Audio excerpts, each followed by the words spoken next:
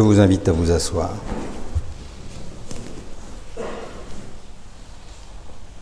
Nous poursuivons notre lecture continue, enfin à peu près continue et à peu près exhaustive. On ne va pas tout lire, sinon on y passerait l'année. Notre lecture à peu près continue et à peu près exhaustive de la première lettre de Paul aux Corinthiens.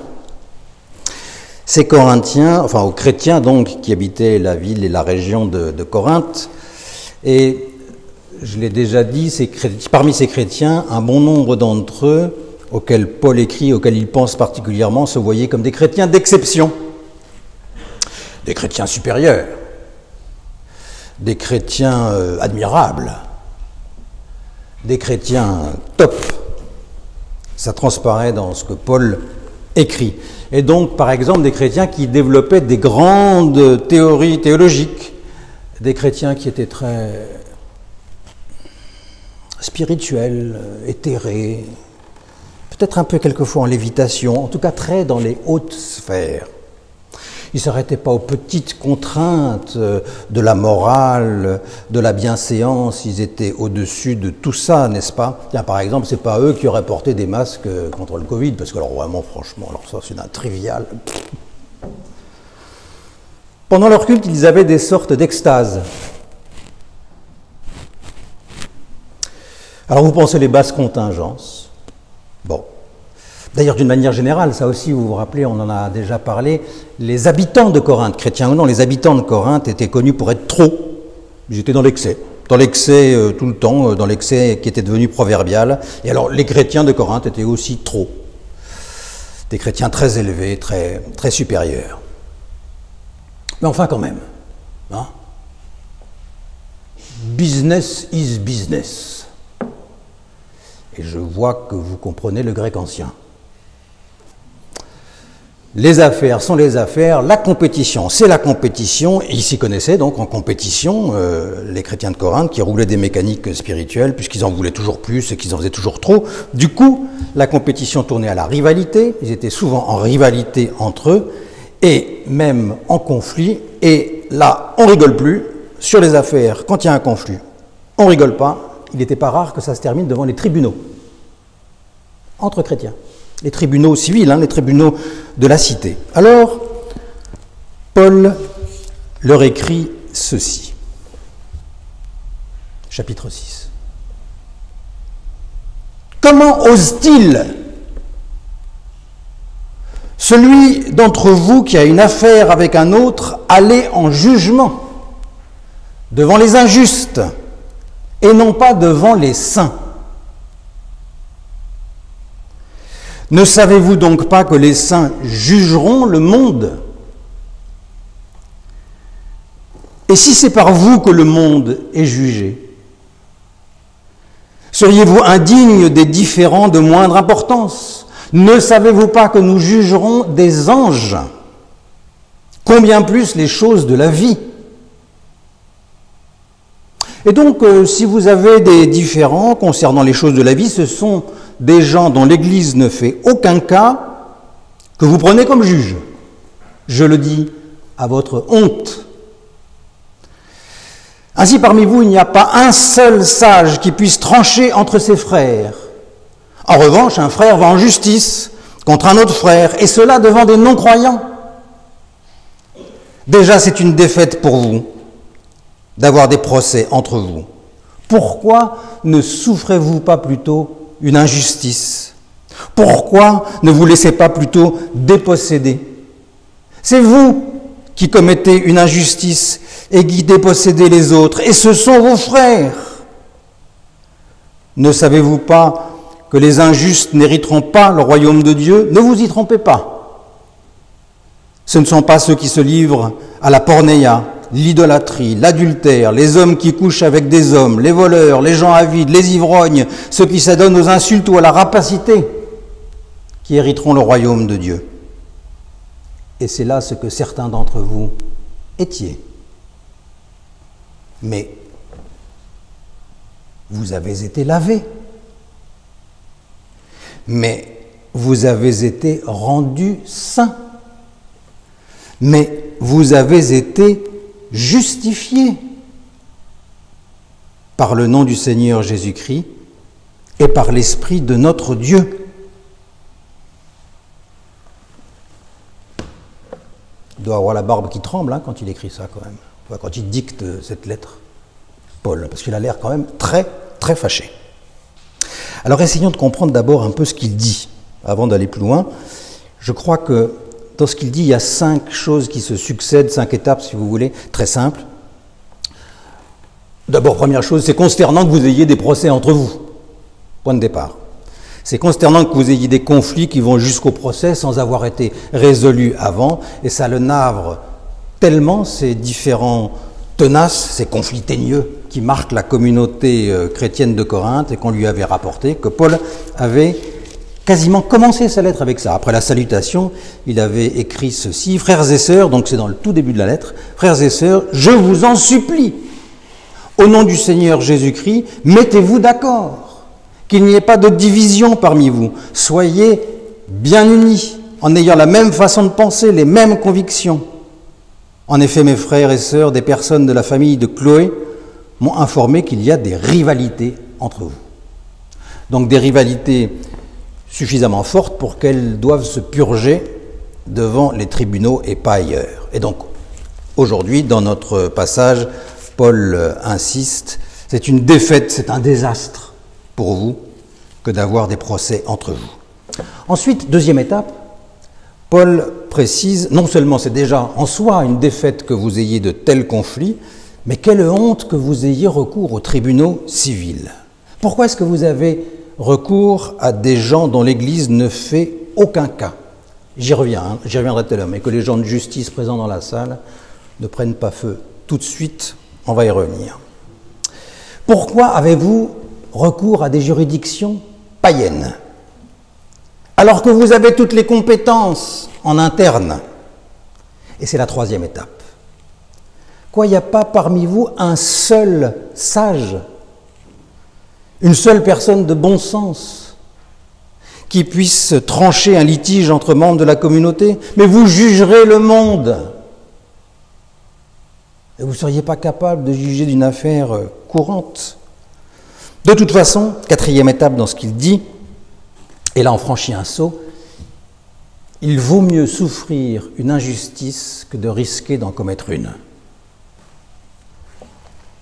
Déjà, c'est une défaite pour vous que d'avoir des procès entre vous. Pourquoi ne souffrez-vous pas plutôt une injustice?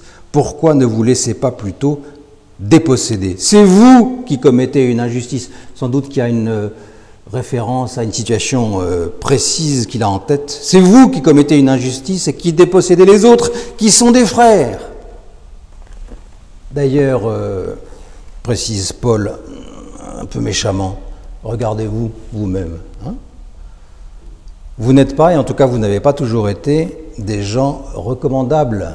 L'injustice, vous connaissez de l'intérieur. Et pour faire bon poids, comme on le faisait souvent, il ajoute une liste de vices, on en trouve beaucoup comme ça, une liste de vices, on en trouve beaucoup dans la littérature ambiante, pour bien enfoncer le clou. Et puis enfin, cinquième et dernière étape du propos de Paul, qui vient conclure sa diatribe, mais vous avez été lavés,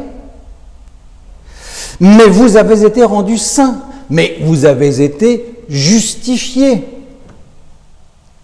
Et avec ce triple « mais », on entend que Paul a de la peine à même comprendre l'attitude des Corinthiens, qui pour lui est une aberration. Il a de la peine à comprendre parce que ce triple mais très rhétorique, ce triple mais doit nous mettre la puce à l'oreille, peut-être qu'il fait celui qui ne comprend pas. Il fait celui qui ne comprend pas pour mieux mettre en évidence que ce qui est en question dans tout ça, ce n'est pas des questions de procédure judiciaire, ce n'est pas un débat sur la meilleure manière de rendre la justice et par qui et pourquoi et comment. Ça, ce sont des symptômes, mais il y a autre chose de plus important.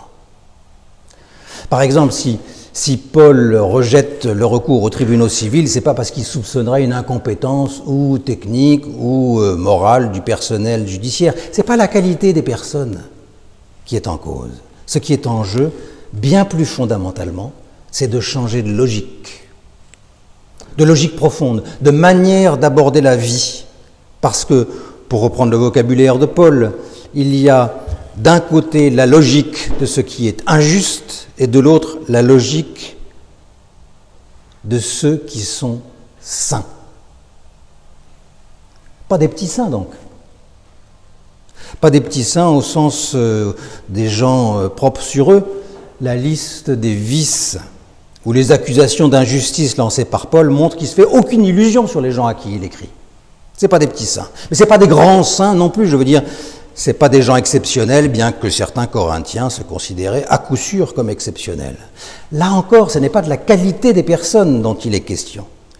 Tout ça, c'est de l'œuvre de Dieu dont il est question. Vous avez été lavés, vous avez été rendus saints, vous avez été justifiés par Dieu.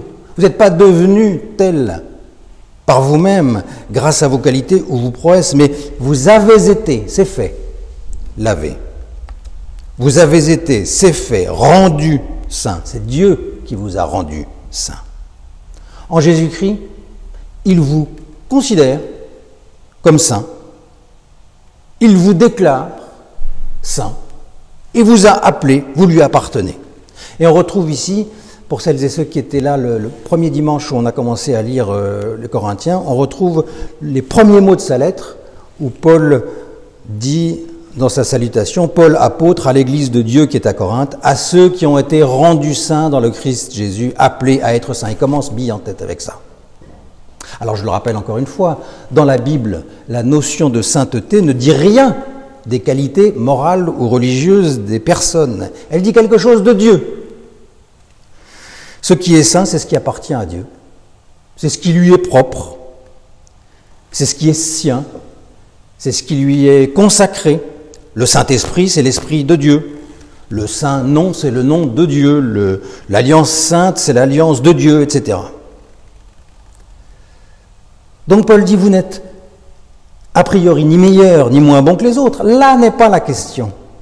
Mais vous êtes dans une autre logique, dans un autre paradigme, dans un autre référentiel, dans un autre cadre, sans aucun mérite à faire valoir, aucun pédigré, aucune capacité préalable.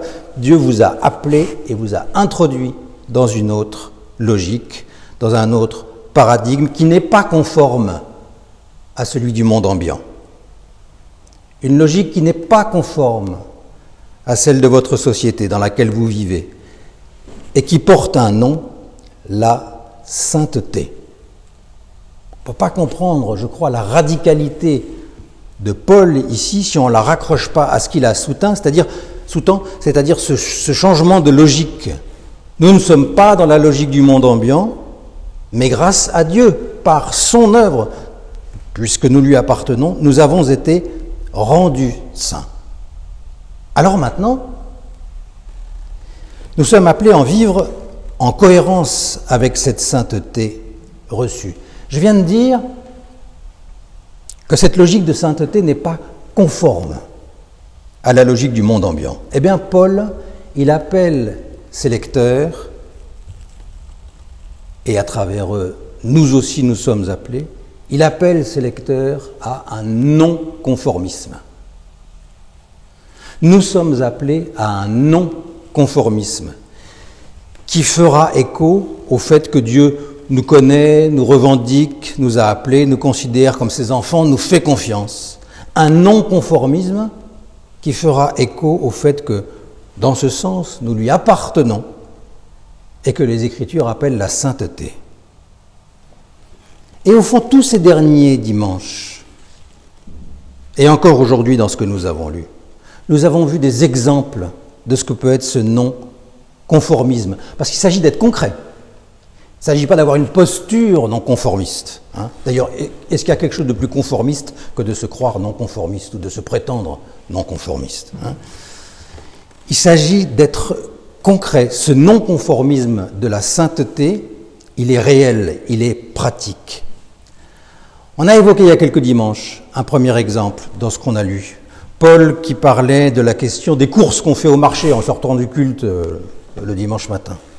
Est-ce qu'on peut manger de la viande d'animaux sacrifiés dans les temples des faux dieux, ou bien est-ce que c'est cautionner ces faux dieux, se compromettre avec ces faux dieux? Réponse de Paul. Certains croyants pas très assurés n'osent pas, mais vous, les forts, les supérieurs, bien sûr, allez-y, faites ce que vous voulez, vous êtes libres. Mangez de la viande dédiée à Aphrodite et à Isis si vous voulez. Qu'est-ce que ça peut faire? Mais le vrai non-conformisme,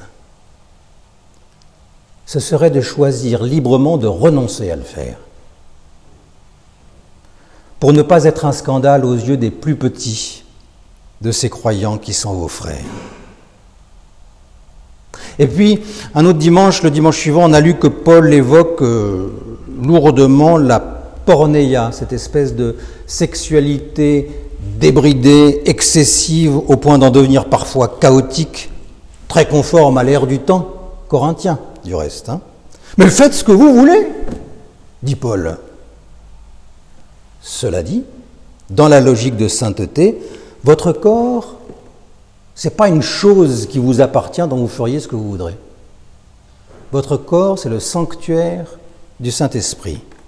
Et donc le vrai non-conformisme, ce serait de ne pas pousser toujours plus loin les limites de la porneia, mais de glorifier Dieu par votre corps. Et puis, on a lu ensuite qu'à partir d'une question sur l'abstinence et la conjugalité, est-ce que c'est pas mieux d'être de purs esprits abstinents? Paul il a élargi sa réflexion à la question des statuts de vie, des états de vie, des identités. Est-ce qu'il est préférable d'être en couple ou abstinent? Est-ce qu'il est préférable d'être circoncis ou incirconcis? Est-ce qu'il est préférable d'être affranchi plutôt qu'esclave? C'est très concret, d'être affranchi plutôt qu'esclave. Mais faites ce que vous voulez, dit Paul, et faites au mieux, là où vous êtes, mais au fond, peu importe. L'important n'est pas de courir après un nouveau statut, l'important n'est pas de passer d'une identité subie à une identité choisie. L'important, c'est l'appel que Dieu vous adresse. Le vrai non-conformisme, c'est pas de se réclamer d'une identité nouvelle, ce serait de demeurer dans cette dynamique de l'appel dans lequel Dieu nous a appelés et qui passe à travers toutes les identités. Et puis donc aujourd'hui, Paul parle des différends, des conflits, des procès, et puisque malheureusement il y en a, le vrai non-conformisme, c'est pas de faire valoir son droit, tout le monde fait ça. Le vrai non-conformisme, ce serait de préférer souffrir une injustice plutôt que de risquer d'en infliger une. Vous voyez que c'est très concret tout ça. C'est très concret. Faire place aux plus petits, glorifier Dieu y compris par son corps, renoncer à la course des identités et des statuts pour vivre de l'appel reçu, préférer souffrir une injustice plutôt que d'en infliger une. Un non-conformisme issu de ce que la Bible appelle la sainteté, mais qui est surtout très, très concret. Alors pour nous aujourd'hui, il ne s'agit pas de prendre vite des notes et puis d'espérer de faire ce que Paul dit de faire, et ce serait extrêmement conformiste d'ailleurs. Ce serait se conformer à un Paul qui écrit il y a 2000 ans à Corinthe. Il s'agit de s'inspirer de cette démarche de Paul, de faire à notre tour, là où nous sommes, l'effort que lui a fait là où il était, pour les Corinthiens là où ils étaient. Et donc, c'est à nous de chercher le chemin d'un non-conformisme de la sainteté pour ici et maintenant. Ne comptez pas sur moi pour dire du haut de la chair ce que ce serait. Cette manière chrétienne de vivre selon la logique de la sainteté. Parce que c'est votre responsabilité, c'est ma responsabilité, c'est notre responsabilité ensemble, et ça ne relève pas du catalogue. Mais il y a une clé, une boussole, pour nous guider. Et c'est ce que Paul a décliné dans toutes les situations que je viens de rappeler, sur lesquelles il s'est interrogé. Au fond, la sainteté, c'est quoi ? C'est de donner la priorité à l'autre. Voilà la boussole. Donner la priorité à Dieu, à qui nous appartenons. Donner la priorité aux autres, ces prochains en qui nous sommes appelés à découvrir des sœurs et des frères. La sainteté, c'est de donner la priorité à l'autre. Et alors ça, c'est sûr, à Corinthe ou à Paris, et environ.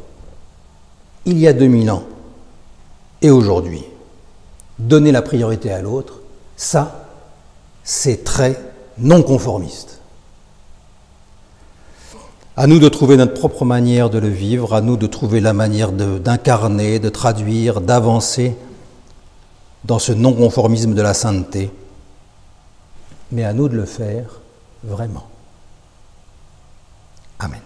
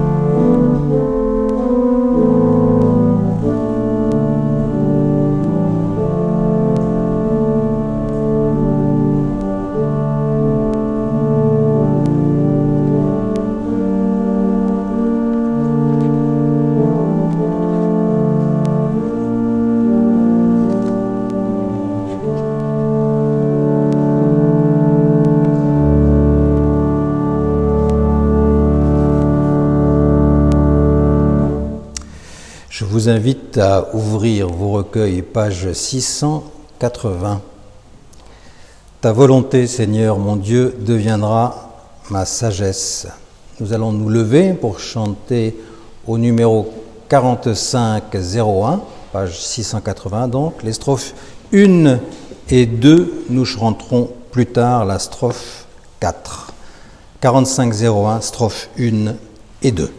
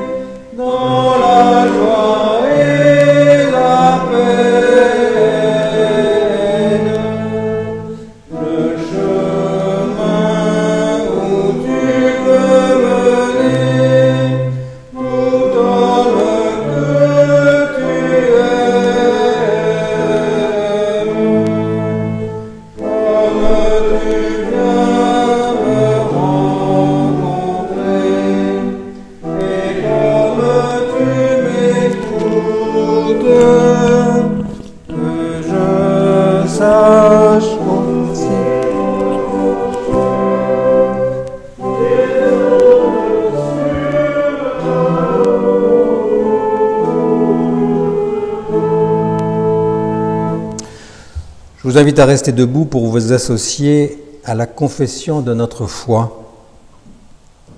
Nous ne sommes pas seuls. Dieu nous a appelés et nous appelle. Nous croyons en Dieu qui a créé et qui continue à créer, qui est venu en Jésus, parole faite chair, pour réconcilier et renouveler, qui travaille en nous et parmi nous, par son esprit. Nous avons confiance en Dieu. Nous sommes appelés à constituer l'Église pour célébrer la présence de Dieu, pour vivre appelés à la sainteté, pour aimer et servir les autres, pour rechercher la justice et résister au mal, pour proclamer Jésus crucifié et ressuscité. Dans la vie, dans la mort et dans la vie au-delà de la mort, Dieu est avec nous. Nous ne sommes pas seuls. Grâce lui soit rendue. Amen. Nous chantons la 4e strophe du 45-01, c'est mon bonheur de te chanter.